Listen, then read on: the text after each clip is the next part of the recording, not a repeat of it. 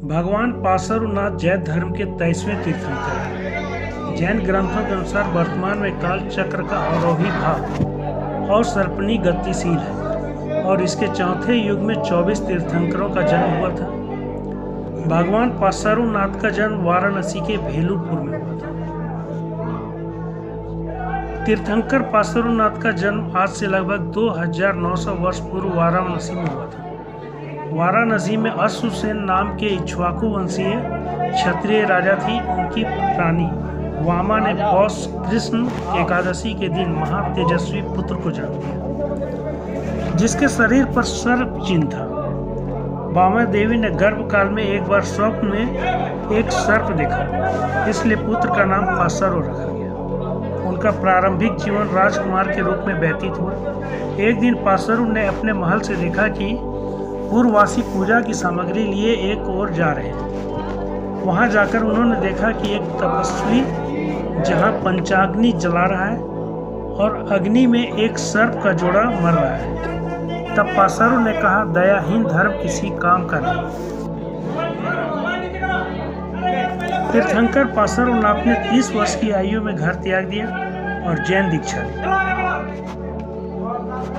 काशी में 83 दिन की कठोर तपस्या करने के बाद 84वें दिन उन्हें केवल ज्ञान प्राप्त हुआ। पुंडरा, ताम्रलिप्त आदि अनेक देशों में उन्होंने भ्रमण किया। ताम्रलिप्त में उनके अनेक शिष्य हुए।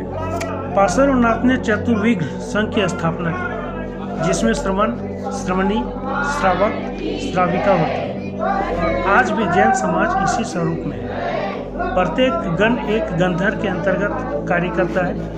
सभी अनुयायियों, स्त्री हो या पुरुष, सभी को समान माना जाता है। सारनाथ जैन आगे ग्रंथों में सिंहपुर के नाम से प्रसिद्ध है।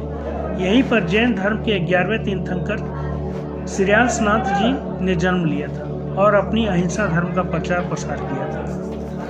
केवल ज्ञान के पश्चात तीर्थंकर पार्श्वनाथ ने जैन धर्म के 4 मुख्य व्रत सत्य, अहिंसा, अस्तेय और अपरिग्रह की शिक्षा दी थी। अंत में अपना निर्वाण काल समीप जानकर श्री सम्मेद शिखर जी पारसनाथ की पहाड़ी, जो झारखंड में है, पर चले गए, जहां श्रावण शुक्ला सप्तमी को उन्हें मोक्ष की प्राप्ति हुई। भगवान पार्श्वनाथ की लोक व्यापकता का सबसे बड़ा प्रमाण यह है कि आज भी सभी तीर्थंकरों की मूर्तियों और चिन्हों में पार्श्वनाथ के चिन्ह सबसे ज़्यादा है। आज भी पार्श्वनाथ की कई चमत्कारिक मूर्तियां देश भर में विराजित हैं, जिनकी गाथा आज भी पुराने लोग सुनाते हैं। जैन ग्रंथों में तीर्थंकर पार्श्वनाथ के 9 पूर्व जन्मों का वर्णन है। पहले जन्म में ब्राह्मण, दूसरे में हाथी, तीसरे में स्वर्ग के देवता, चौथे में राजा, 5वें में देव, 6वें जन्म में चक्रवर्ती सम्राट और 7वें जन्म में देवता, 8 में राजा और 9वां जन्म में राजा इंद्र। तत्पश्चात 10वें जन्म में उन्हें तीर्थंकर बनने का सौभाग्य प्राप्त हुआ।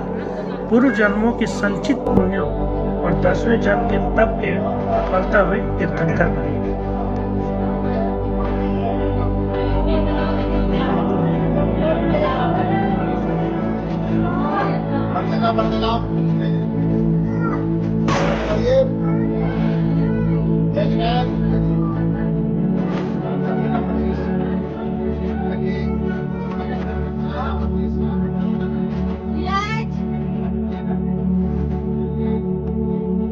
Gracias.